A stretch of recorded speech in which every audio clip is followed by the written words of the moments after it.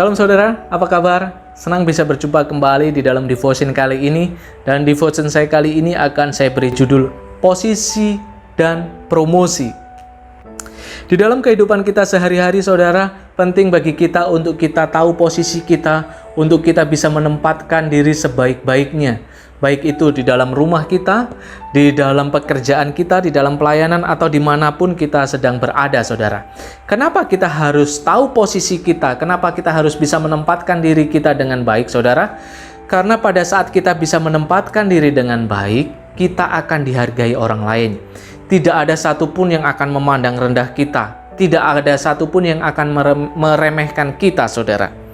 Amsal 25 ayatnya yang ke-6 dan yang ke-7 mengatakan, "Jangan berlagak di hadapan raja atau berdiri di tempat para pembesar, karena lebih baik orang berkata kepadamu, 'Naiklah kemari,' daripada engkau direndahkan di hadapan orang." Pada saat kita bisa menempatkan diri dengan baik, kita akan dihargai oleh orang lain, saudara. Sebaliknya, pada saat kita salah posisi, maka kita akan dipermalukan di hadapan orang lain juga. Yang kedua, kenapa kita harus bisa tahu posisi kita, kenapa kita harus bisa menempatkan diri dengan baik, supaya kita juga bisa berfungsi dengan baik, saudara. Pada saat kita tahu karunia kita apa, talenta kita apa, dan kita bisa berfungsi sesuai dengan kepercayaan yang dipercayakan Tuhan kepada kita, maka goal atau target yang akan kita capai itu akan segera bisa kita dapatkan, saudara.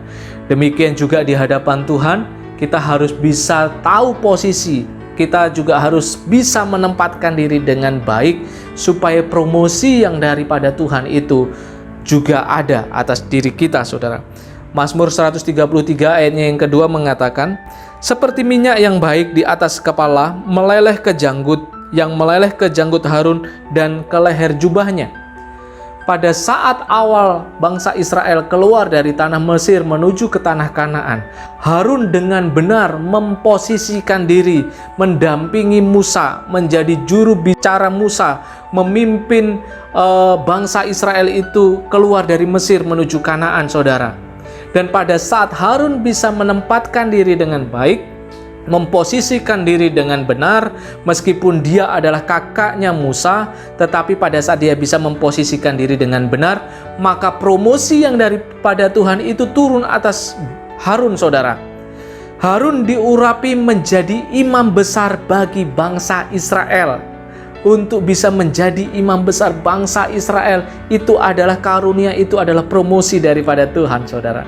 Sebaliknya, pada saat Harun tidak bisa menempatkan diri dengan baik, suatu ketika Miriam dan Harun mau memberontak kepada Musa, saudara. Di dalam Bilangan 12 ayatnya yang pertama dan yang kedua dikatakan, "Miriam serta Harun mengatai Musa berkenaan dengan perempuan Kus yang diambilnya, sebab memang ia telah mengambil seorang perempuan Kus. Kata mereka, 'Sungguhkah Tuhan berfirman dengan perantaraan Musa saja? Bukankah dengan perantaraan kita juga ia berfirman?' Dan kedengaranlah hal itu kepada Tuhan." Saya akan membacakan di dalam bahasa Indonesia masa kini untuk ayat yang pertama, saudara. "Musa telah mengambil seorang wanita Kus menjadi istrinya, dan hal itu dijadikan alasan oleh Miriam dan Harun untuk mencela Musa." Pada saat Miriam dan Harun memberontak kepada Musa, Musa diam saja, saudara. Tetapi perhatikan, Tuhan tidak diam saja. Tuhan marah dan memanggil mereka bertiga untuk datang ke depan kemah pertemuan, saudara. Dan pada saat itu sama-sama kita tahu Miriam menjadi kusta. Dan oleh karena didoakan oleh Musa, Miriam menjadi tahir kembali. Bahaya sekali pada saat kita tidak bisa memposisikan diri dengan baik. Karena seringkali permasalahan itu datang pada saat kita mulai tidak bisa menempatkan diri dengan baik, atau kita berdiri di posisi yang salah, saudara. Mari kita terus menjaga diri kita untuk kita tetap berada di dalam posisi yang benar. Sangat penting untuk kita juga bisa menempatkan dengan benar posisi kita di hadapan Tuhan, saudara. Tuhan Yesus telah memberikan contoh kepada kita. Tuhan Yesus menempatkan dirinya, memposisikan dirinya dengan benar di hadapan Bapanya, dengan menyelesaikan setiap tugas tanggung jawab yang diberikan kepadanya, sampai mati di atas kayu salib untuk menebus dosa saudara dan saya, menggantikan hukuman yang seharusnya kita terima. Tuhan Yesus mau memposisikan diri, tahu memposisikan diri dengan benar, menyelesaikan semua tugasnya.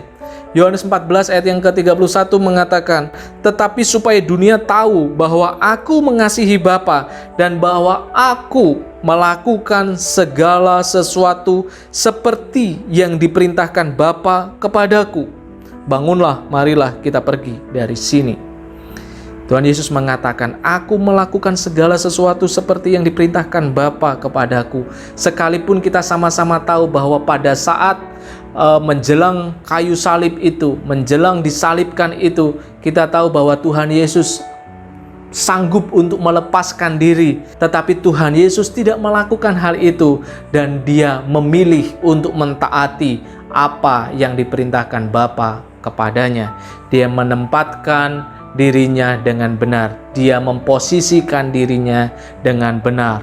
Dan akibatnya adalah di dalam Filipi 2 ayat yang ke-8 dan ke-9, "Dan dalam keadaan sebagai manusia, ia telah merendahkan dirinya dan taat sampai mati, bahkan sampai mati di kayu salib. Itulah sebabnya Allah sangat meninggikan dia dan mengaruniakan kepadanya nama di atas segala nama." Promosi akan datang pada saat kita bisa memposisikan diri dengan benar, saudara. Oleh karena itu, mari kita tetap waspada, mari kita tetap menjaga diri kita untuk tetap berada di posisi yang benar. Amin. Tuhan Yesus memberkati.